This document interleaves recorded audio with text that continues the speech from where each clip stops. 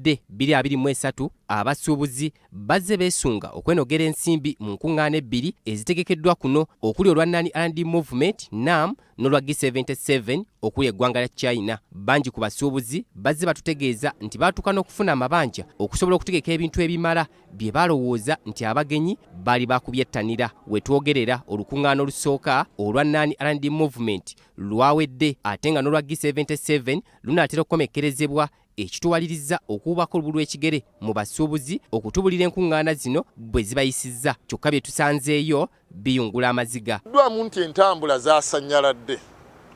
Bakasitoma beesaze nnyo mu kaseera akulaba n'ejjaamu abadde mutono mu kibuga nti abantu balaba nti security eri tight bajja kukukwata bakola batya.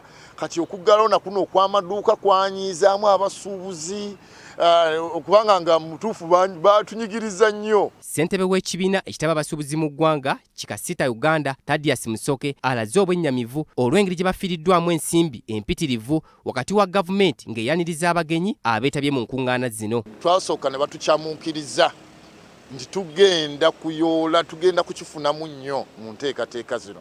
Naye simanyidde ddala basuubuzi baffe bonna tubayitamu okusookera enkunga tebazitegeera, tebaweddwa na mukisa kusinkanako ku bagenyi, ate abakungu be baagala okupipijja na buli ddakiika n'abagenyi. Thaddeus Musoke wano wasinzidde n'asaba omukulembeze eggwanga Yoweri Kaguta Museveni mu kiseera nga ssentebe w'omukago ogwa Non-Aligned Movement wamu ne G77 obuteetantala kulowooza ku kyakuddamu kutegeka kuno nkungaana kika kino kubanga zinyigiriza nnyo abasuubuzi. Tubeere fully involved abakungu kubanga ndaba mu bulimuuko emikisa. Naye kati tugenda okulaba nga tetulina nnyo bwe tukifunamu oluyinza n'ogamba nti kale ne bwe tebakomyewo ekyokufundu kye tusaalwa nga tetukiraba.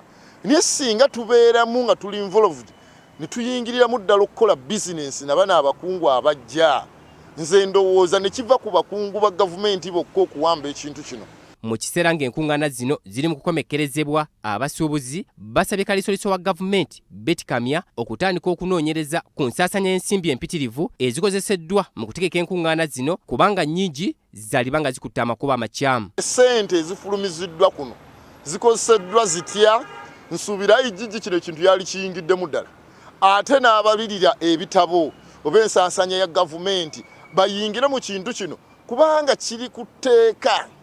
Tulina bo bannakigwanyizi kasita beezira nti waliwo omukolo guno ng'amanya agenda kubamu enjawulo, agenda kumaliriza apartment ze. Kinajjukirwa nti ebiseera ebisinga nga waliwo omukolo omunene mu ggwanga naddala egiri ku mitendera gy'ensi yonna, amangu ddala ng'emikolo gino giwedde wabaawo abalumirizibwa okuwuutanya ensimbi z'omuwi w'omusolo nga kino kyalabikira nnyo mu kutegeka kyogamu. Titus Jemba, BBS Telefina, ageesigika.